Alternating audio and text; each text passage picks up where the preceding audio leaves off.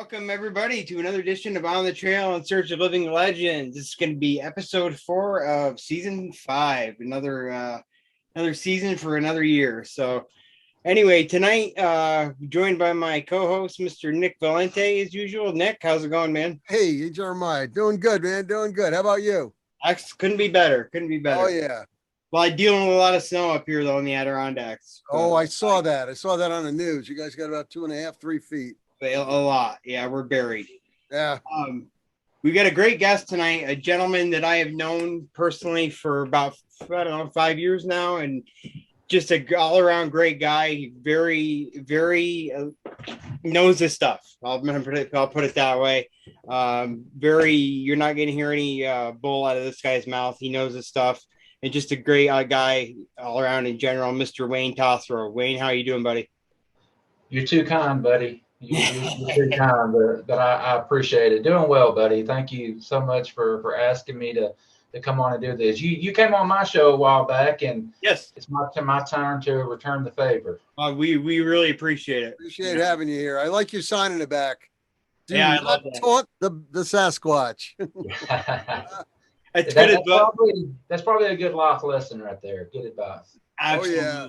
Absolutely. Just leave Sasquatch Snicker bars and Milky Way bars and see what happens. It's like feeding sugar to a 3-year-old. Right. There you go. Zoom. So anyway, we're gonna talk about some pretty cool stuff tonight. I know Wayne's got some stuff to throw at us, so we'll get right into it. Wayne, you want to give us a quick bio on yourself? Sure. All right. About 3 years ago, I founded a Sasquatch research organization called Mannimal Research. Yeah. I'd always been interested in the subject of Sasquatch and cryptids in general, everything weird, ghosts, paranormal, UFOs, but Bigfoot kind of held a special spot for me. And it's interesting how I actually got started was I had a job. I was working about an hour away from home. So I had an hour commute to work and an hour commute back. And my car went down, had to put it in the shop. So I borrowed my dad's truck. He had a spare truck. I borrowed it to get back and forth to work. And about 2 days after having it, the radio went out. What the hell am I going to do on 2-hour commute every day with nothing to listen to? So Right. That's when I discovered podcasts. Okay. So I've always been interested in weird stuff. I found a podcast that dealt with the paranormal and encrypted stuff, and I started just binging the heck out of it. And I found myself wishing they would just hurry up and shut up with all the rest of the stuff and get back to Bigfoot. So I started searching around, and I found a podcast dedicated only to Bigfoot. I'm like, nice. It's really, really cool that there's something like this out there. I had no idea. Right. So I started binging it and getting more and more interested in it. And I started listening to all these people going out in their area and doing this kind of stuff and getting some really cool evidence, having encounters and stuff. And talked to my fiance at the time, it's my wife now. I talked to her about it. And she told me, she said, yeah, Wayne, you're passionate about this and you seem knowledgeable. We live in a great part of the country here in the Southeast. Why not just go for it? Just go ahead and start a group. And I wanted to start my own instead of joining. I looked into joining groups like the BFRO and the Wood Ape Conservancy and stuff like that. And it just, nothing against those groups. I think what they're doing some phenomenal stuff. But it just seemed like there's a lot of drama, a lot of name calling and stuff like that. And that's something that when I started my group, Mannimal, I said that there wasn't going to be there's no negativity in our group. We don't pretend to be better than anyone else, because I've taken a lot of crap for this, but I truly believe that there's no such thing as a Bigfoot expert. They don't exist. I agree. How can you be an expert in something that we haven't proven yet? Right. So that's how Wayne, I got my start. Wayne, just for the audience, you're in the Tennessee area, correct? Yes, sir. I'm in Southeast Tennessee. I'm right on. I can throw a rock into Georgia and pee into North Carolina. Oh, wow. Okay. Nice. So you got it from all 3 states then? Yes, sir. Yes, sir. Excellent. That's and pretty... I totally agree with you on the drama. I do not like drama. I don't put up with it. As you know, I'm from the North American Dogman Project, Region 3 and 5, and I've got a group of excellent top tier admins, and we check all the comments that people put in and what they try to post, and we monitor all that, and we don't take any of that. We give them one shot, and if they don't like it, well, then we just ban them for life, because cryptozoology takes a hit from all over the place. It's bad enough that we're looked down on. Yeah. Then people have to go and ruin it. Yeah. I couldn't agree more, Nick. I couldn't. Yeah. Yeah. So as far as going out in the field, Wayne, how's that affected your life over the past, like you said, 3 years? Have you, as far as personal experiences? It's made it more exciting. I mean, I can tell you that. I went out this past weekend. Me and a couple of our members went out and did an expedition on the Ocoee River down here in Tennessee. It's one of our hot spots. I've had a lot of activity in that area before, and had a really good trip. We got 4 whoops. We got screamed at 4 times. I don't know if they were screaming at us, but we heard 4 screams, whoops, I guess you would call them. We got 2 of them on film. We heard the 2, and then one of my buddies pulled out his phone and started recording after that second one. We ended up getting 2 more on audio, and we uploaded those to Facebook. You can find them if you're a member of Mannimal. But to answer your question, it's certainly more exciting. I've had 1 sighting since I've been doing this. That was back in 2000, I think. Okay. And I was actually featured. I have been featured on a documentary that's airing on Tubi. Yep. They sent a production crew down to interview me at the beginning of this year, back in February, and I talked a lot about that encounter on that particular documentary, and you can see the pictures if you tune in and watch that show. Very cool. Very cool. Nice. Would you mind filling us in on it if you can, or is? Oh yeah, absolutely. I got thermal images. If I would have thought, I would have sent them to you guys. I don't know if you'll have the ability to share or not, but I can still send them to you. Yeah. Okay. Yeah, we were in North Georgia in a mountain called Pigeon Mountain. It's in Lafayette, Georgia, and we were up there on an expedition. There was 4 of us. It was January or February. I don't remember exactly, but it was bitterly cold. It was in the teens, like the low teens. It was ridiculously cold, and that might have played a part into why my FLIR kept dying. I don't know. A lot of people believe that these things can zap the battery life. I don't know. I experienced this, but I can't attribute it to Bigfoot or the cold. Right. Like I was saying, it was 13, 14 degrees outside, and one of our members, we had heard something across from us. One of our members went to check it out. He was an older gentleman, and older gentleman, but he's brave. I don't know if it was bravery or stupidity, but he went to check. He volunteered to go check it out. But he gets over there, and there's this downed tree, a log, probably 40, 50 feet long, and maybe not that, 30 feet. He stands on one end of it and starts to cross it, but when he steps on it, he feels it give way. So something was on the other end of that tree and the brush that he couldn't see that jumped off of it when he was on it, and it gave. So when that happened, he turned white as a sheet. He took off running back to us, and I knew this guy. He was scared. Yeah. I've been dealing with him for a while. Something would happen to him.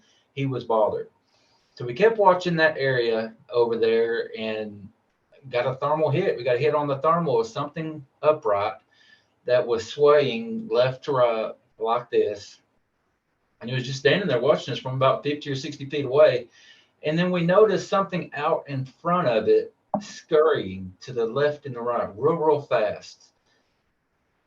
We couldn't tell what it is. We got a picture of it, but you can't make anything out. And we believe it was a little one, is what we believe.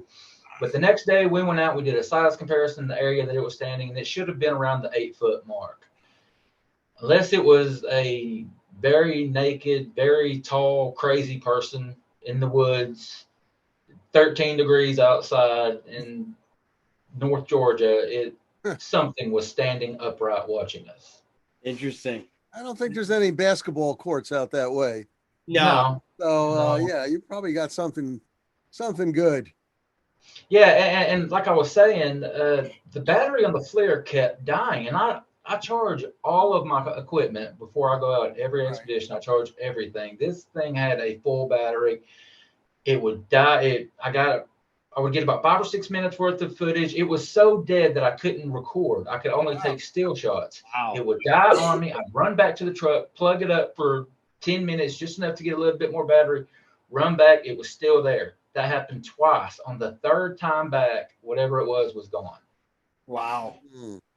You know, it's not, that's not the first time I've actually heard things like that. And I'm sure you two both heard them as well about equipment dying down in the middle of filming or not being able to record, like in your case, Wayne.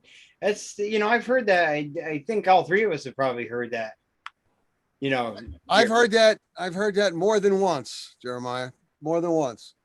That, you know, someone would be filming out there and all of a sudden the battery just dies. Yeah. They swap out the battery and that dies after a minute or two. For some reason, and it's not the case with Dogman, it's mostly the case with the, you know, Sasquatch, that happens. And as you know, Jay, you know, Sasquatch does the mind speak a lot. Yeah. And you know, it does all kinds of stuff. And I don't know. It's possible that's what happened. Did you have another battery with you, Wayne? No, that was the only. This thing does not have an external battery. You plug it up and it charges. Yeah, so there's no way of swapping out a battery. And that's something that you would be a good person to ask, Nick, you know, dealing with the Dogman. I'm not as familiar with Dogman. Right. Is there that kind of connection with Dogman? But would the people talk about the telepathy and crazy weird stuff happening off the draining of batteries with Dogman, or is that Wayne? Not at all. I do research on all the cryptids.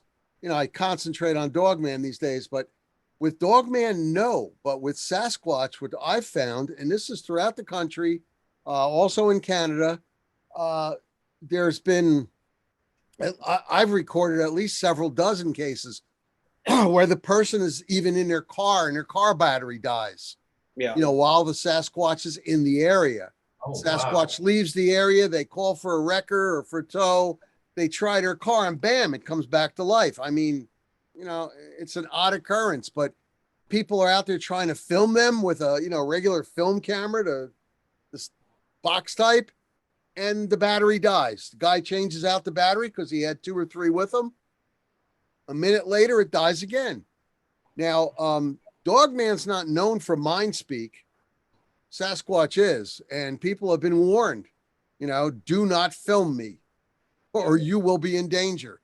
That's what a lot of folks have said. And I mean, I've spoken to hundreds of people throughout the years, and besides batteries dying, that's what they told me. You know, when they're trying to film them or about to shoot, you know, they're told, don't do it. It'll be the last thing you're going to do.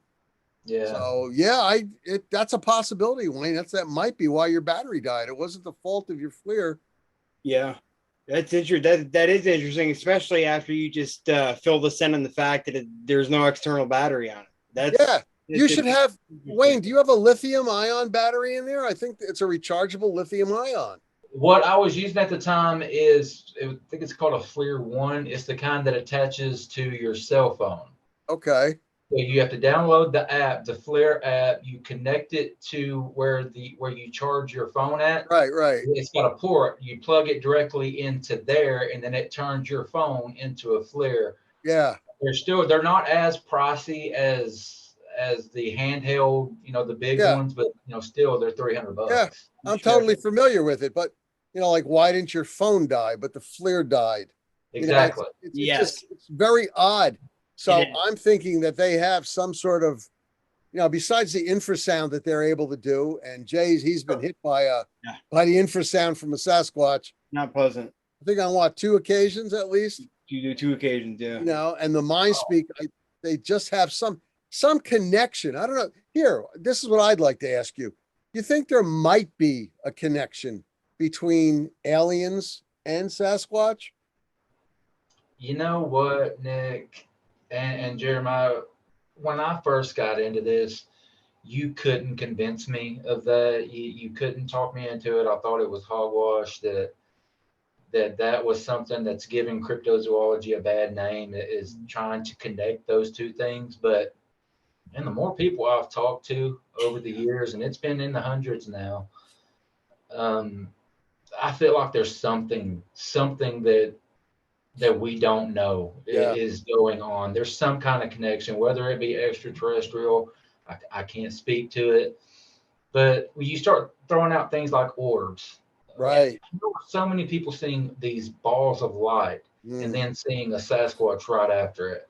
And then how are so many people seeing crafts, like UFO crafts, and then seeing a Sasquatch, or vice versa, a Sasquatch and then a craft? Right. There's something to it.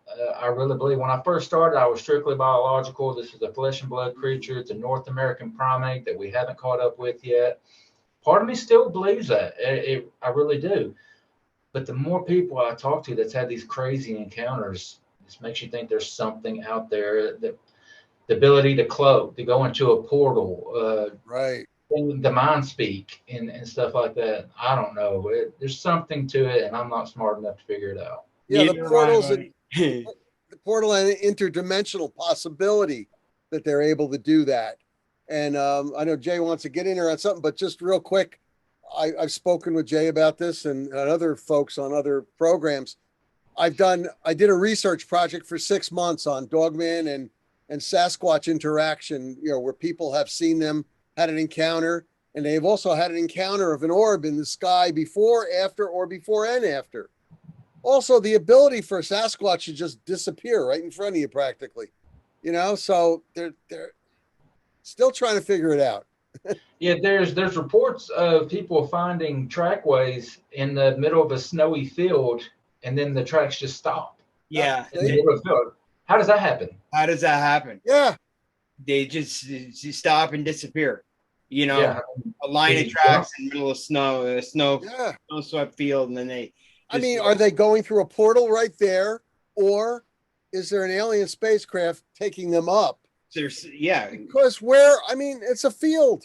Now you see, Jay, I've had this in my research dozens of times where the footprint ends. Yes. And that's it. Yeah. Now, where the heck did they go? You know, we're still trying to find that out. That's the question. You know, and I know we all agree on one thing: the more questions we answer in this field, the more pop up. It's simple as that, you know. And Wayne, like you, when I first started in this whole, you know, this whole gig, I was a straight North American primate guy. You know, you couldn't convince me otherwise. And over the years, the more weirdness that I experience, you know, here's a possibility for you, and tell me what you think. Even if they are they could be a type of primate, North American primate, but have these abilities as well. You think that's a possibility? Yeah, I mean, I think anything's possible. Yeah. I think that there's a connection between Native Americans, and Sasquatch. I strongly believe that. Yeah. So to answer your question, I think it could very well be possible that it is a flesh and blood creature, but they have somehow evolved to have these abilities that we don't, or not evolved, but originally possessed them. And I don't know, but that's a great question. It's a toughie, that's for sure.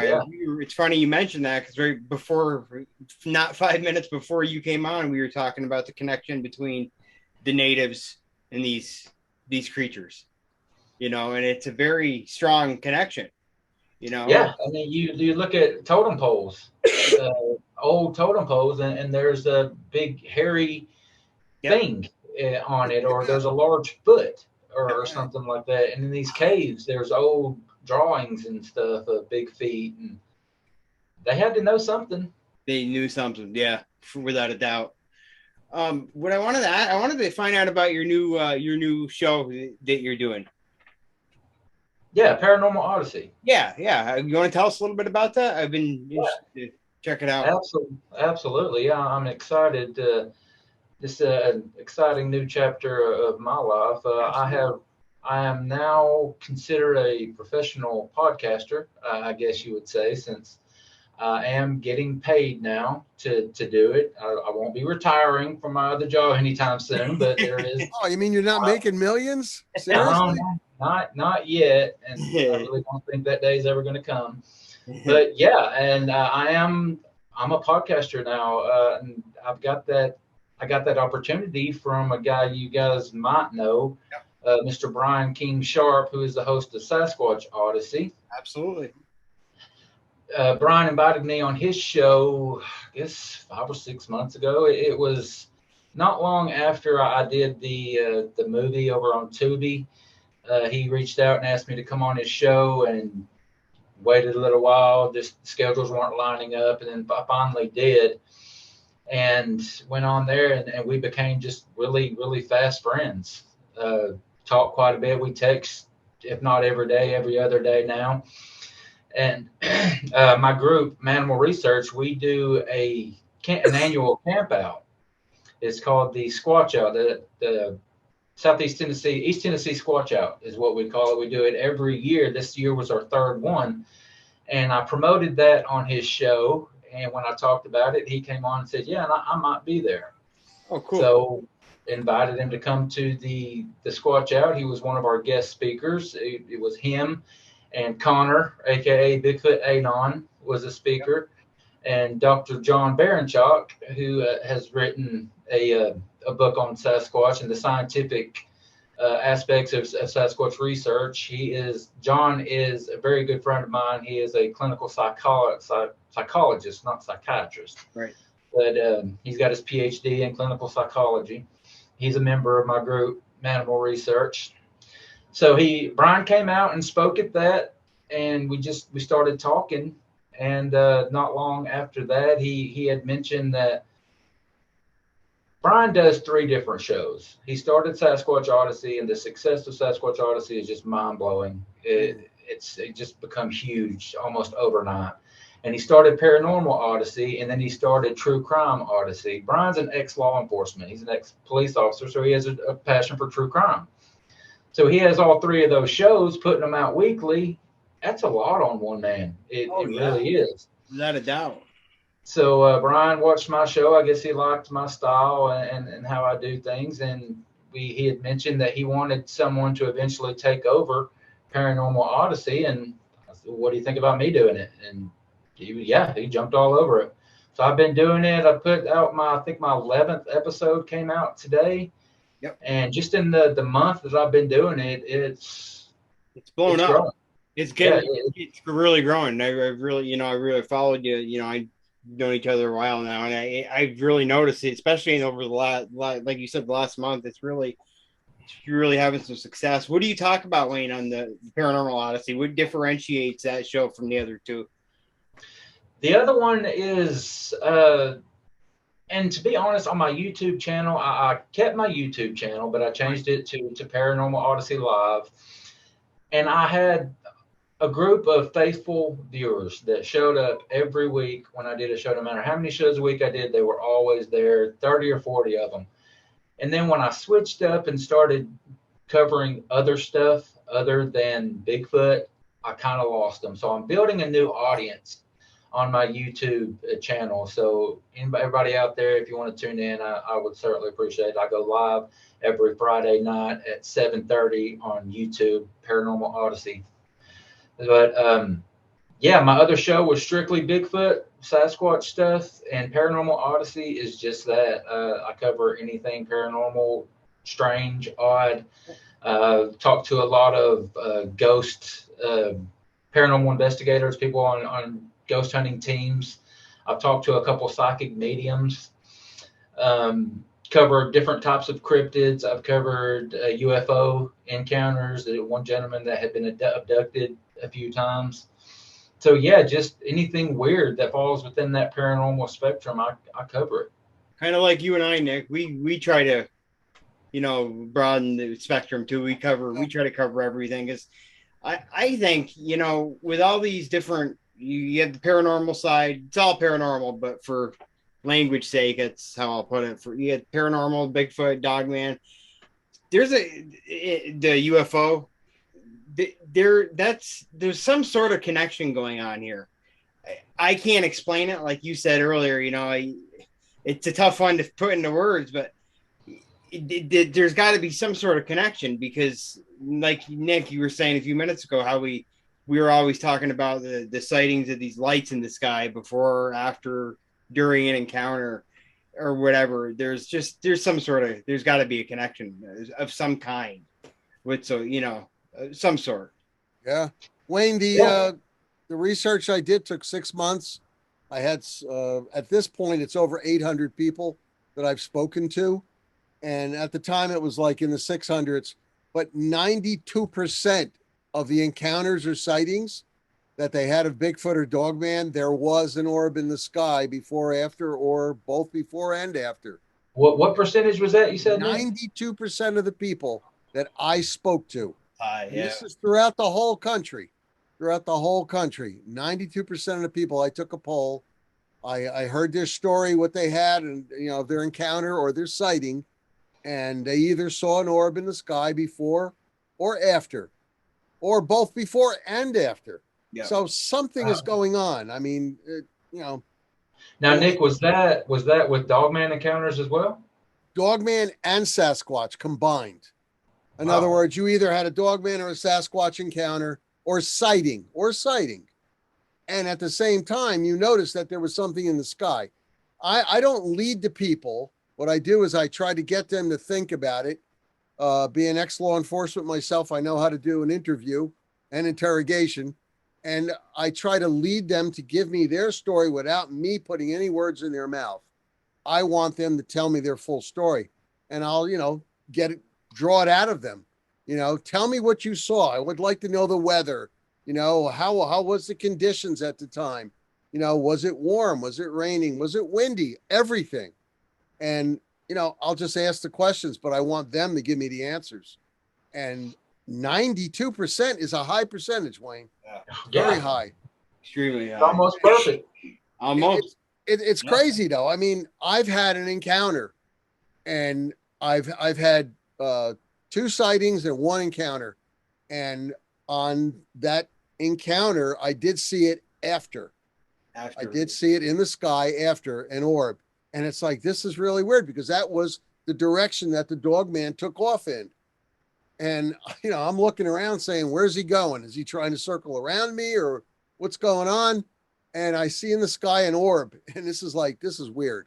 And it was no airplane. It was no helicopter. You know, there was just an orb in the sky. It's just amazing.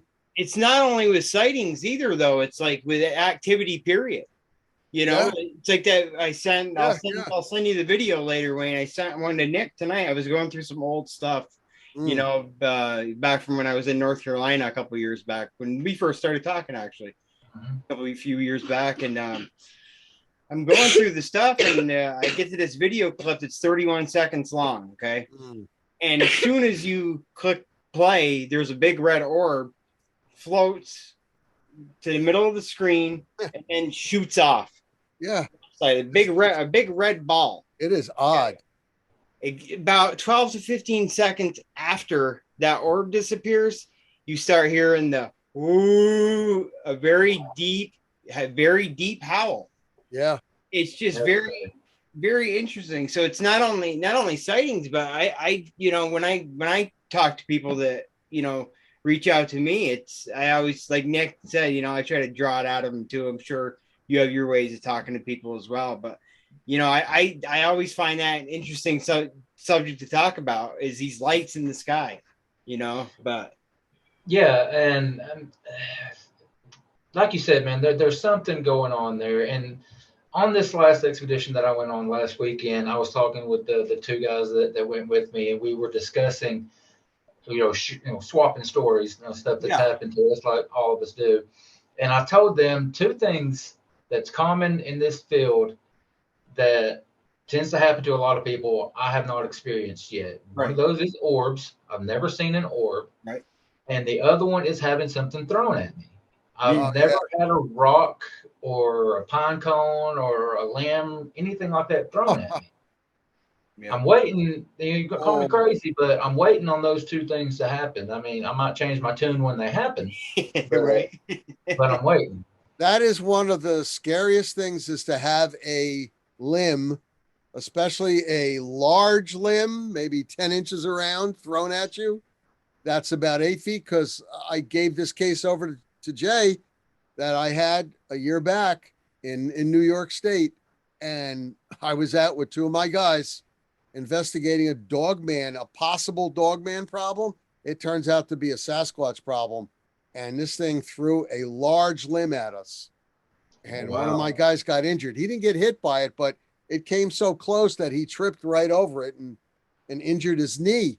And it was like, whoa, where the heck did this thing come from? It definitely wasn't anything that fell down, from a tree. This thing came sailing out of nowhere at us. Yeah, you do not want that to happen. And then from other reports I've taken, they've thrown large rocks. Yes. I mean, the size of watermelons, 60 at pounds. you. Yeah. Now, what kind of strength? Yeah, something that a normal man couldn't throw. No, I mean, what kind of strength is that? I mean, that is crazy. But it's funny that the three of us do cryptozoology basically. Yeah. And it's funny how we've gotten outside the box, because now, like, I am studying stuff from MUFON, about UFOs and stuff like that. Because, look at places like Skinwalker Ranch. They've got cryptozoology, they've got spirits, paranormal, and they have UFOs. So, I mean, you might be a cryptozoologist, but now you got to expand your horizons, and I've got to learn more. And Jay was saying the same thing. Yeah, I agree with you. Nick. Wayne, you're like your location in Tennessee. You said you're close to Virginia and you're close to Georgia, right? Well, North Carolina. Okay, North Carolina. That's right. And I'm sure you've done research in all three states, probably, correct? Yes, sir. Okay, where's the most active area you've researched out of the three of those states? I've been interested to ask you that. Well, the one place that I had my sighting was in North Georgia. Okay. The area where we hold our camp out and where I was this past weekend, where I've gotten probably as much activity, is right there on the line of all three, but it's technically on the Tennessee side. But like I said, throw a rock into Georgia, pea into North Carolina. Right. That's how close to the corner that this place is. Yeah. So I mean, that's a great question. I would say North Georgia probably has a lot of activity, has had the most activity, but I've never done any expeditions in Alabama, but it's coming because a lot of people are talking about stuff that's going on down there. One of my buddies that went on this last expedition with me has done some work for the BFRO, has covered a couple of things for them. And I was supposed to go down with him to a place in Alabama, and I can't talk a lot about it because it's an ongoing investigation with those guys. But the stuff that they've got going on down there in pretty close to central Alabama is pretty mind-blowing. So Alabama is a place that I would like to get into. But to answer your question, the North Georgia and Tennessee, Southeast Tennessee are really, really close. Yeah. In activity. Wayne, being that you're from Tennessee, the big question everybody always asks me the same thing, but I got to ask you, you ever been down to the land between the lakes and investigate that area? We got an expedition scheduled, or we are scheduling one right now. That's a creepy place, ain't it, man? Oh my God, yeah. I was there with D.A. Roberts last year, and I'm going to tell you, as soon as we entered the park, from the outer road into the park, the canopy is so thick that it's dark, and you feel oppressed. You can feel all the oppression over there, that it doesn't want you there. No, we can't hear any wildlife. We saw no rabbits, no squirrels, no deer, nothing like that. That's abnormal. I mean, it was weird. The only thing we did see was bugs at night because it was hot. Sure. You know, it was in August, it was super hot, and we're there at nighttime. And as soon as you flick on a light, that's it. You get mobbed. But my God, that place, it just feels so oppressive. And the It's same thing with Tennessee. It's on my bucket list, man. At LBL, we're going to get up there, and it's going to happen in 23. Talking to another group up in Kentucky that we might converge and do like a big expedition inside there, because that place especially, I feel like there's safety in numbers. Keep in touch with us, because let me know when you do go. Okay. DA Roberts and I are going to go. If I can get Jay to come, I would love to have him come with me on this. That would be awesome. We could put a big expedition together. Yeah. Meet up on that. And yeah, safety in numbers is correct. That'd be a phenomenal investigation right there. I'm going to tell you, it really would be. That'd be phenomenal. Yeah, something maybe we could schedule at least a few days, maybe not, not an overnight thing by any means, but 3 or 4 nights would be cool. That'd be great. Yeah. It's that border is what, Kentucky and Tennessee? Pretty close, yeah. It's in Kentucky. It's okay. Yeah, the LBL goes to both of them, and yeah, no matter where you go. Does it run between both of them, Nick? Yes, it does. Okay. That's why they call it the land between the lakes. It's Kentucky and Tennessee, and one goes right into the next. And one is more Sasquatch and one is more Dogman. That's what I've heard. The Kentucky side is known for the Dogman, right? And then, or is it the opposite? No, that's where the Dogman is mostly. Is on the Kentucky side. Nick, what do you think about the family that was supposedly killed back in the 80s? You've heard that story, haven't you? I've been down there to interview people that they're not survivors of it or from the time. I don't mean from the incident, but from the time. Yeah. And I actually got to talk to the lady whose mother owned like a little breakfast luncheonette type place. And that's where the 2 of the sheriff's officers went the morning of that massacre when they found it. I mean, those guys were working it throughout the night, and they would go to this little luncheonette every morning, before they started their shift, like 6 o'clock in the morning. On this one morning, they went there like 5, and she was just opening up. Now, the lady who owned the place, she passed away, but her daughter is older, and she's still alive. And she didn't want to really talk about it, but I did get to talk to her. And I did get to talk to this one gentleman whose uncle was one of the sheriff's officers that was there. And I believe that did happen. I mean, why would these people want to make it up? They didn't want to go. They wouldn't let me record either video or audio, but they would talk to me. That says something. It does. So it's like, and other people. And I'm going to tell you something. In Kentucky, Tennessee is so much better. You guys are so much nicer and open. Kentucky, they didn't want to talk about Dogman one bit. We're volunteers, baby. Yeah, there you go. Yeah. Tennessee volunteers, they'll do it. But in Kentucky, nobody wanted to talk. 2 hunters were across the street from where I was staying, and I went over to get gasoline, and I was talking to them about their hunting gear and what they go out there with, and they had bow and arrow. But I noticed that they both were strapped with 44 mags on their leg. Smart. And I asked them why. They go, well, there's some strange things out there. And they told me, I told them what I was doing and who I was. And they told me that they would recommend I don't go there at night. And I looked at them, I said, that's the only time I go out there is at night, really. I mean, when is something going to happen? In the day? No. I don't know about you, Wayne, but my idea from my research and from my experience in it is that Dogman and Sasquatch and cryptids, they kind of sleep during the daytime. That's when they rest. It's at nighttime when they're hunting.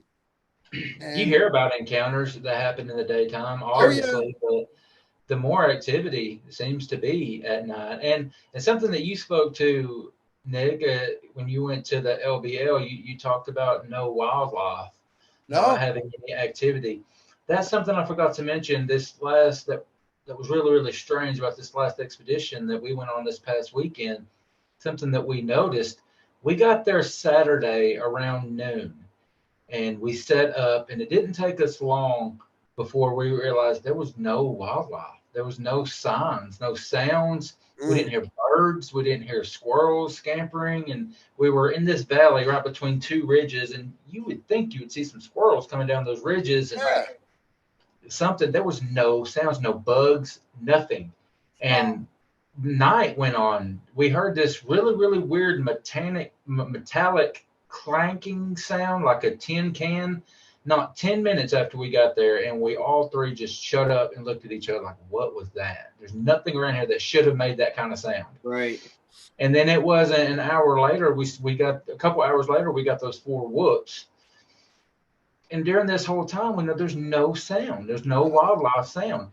We go, it starts raining about 7 o'clock, and it's like everything stopped. So that sucked. I mean, we couldn't hear anything. It was a wet night. It took a turn for the worse. But the next morning we got up, we rode in town, got some breakfast, and came back, and we noticed the wildlife was there. Everything it's like the forest came alive. Yeah. Now at nighttime, there was nothing. At nighttime, you would usually hear crickets, cicadas, or something like that. But when you've got that apex predator out there, the Dogman or a large, group of Sasquatch, everything just dies. The only thing that we did find was the mosquitoes were out there and moths.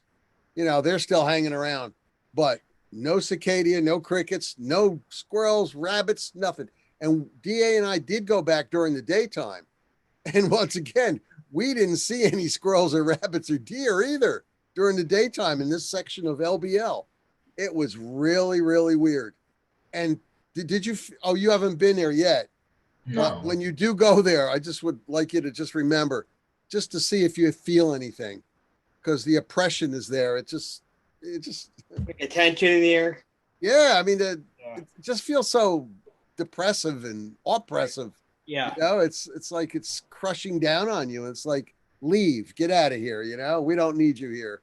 Yeah, I felt that feeling before, Nick, but I know what you're talking about. It's a very uncomfortable feeling.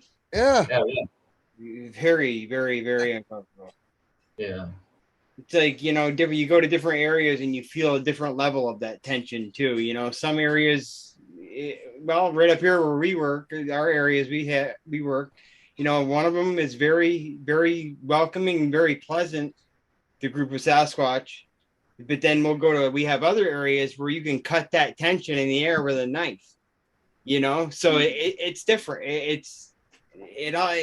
Up here where we go, it just depends on where the spot. I don't know if it's got to do with the particular group, the type, or what, but something is affecting that level of tension, Yeah.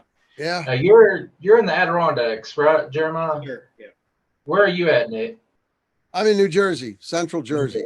Okay. But I have the latitude to be able to travel, and I've been throughout the country, searching stuff down, and actually went over the Mexican border over a decade ago in search of chupacabra. Wow.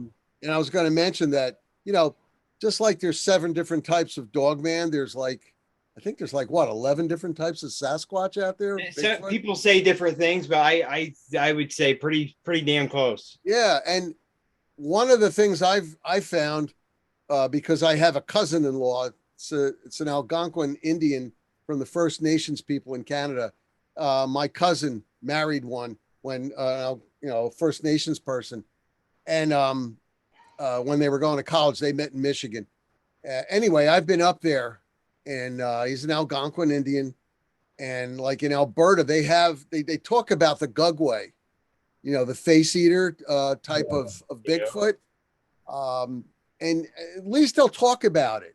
Now, Jay, you'll probably be able to talk to Native Americans here, but Wayne, they will not talk to me. They will not give me information.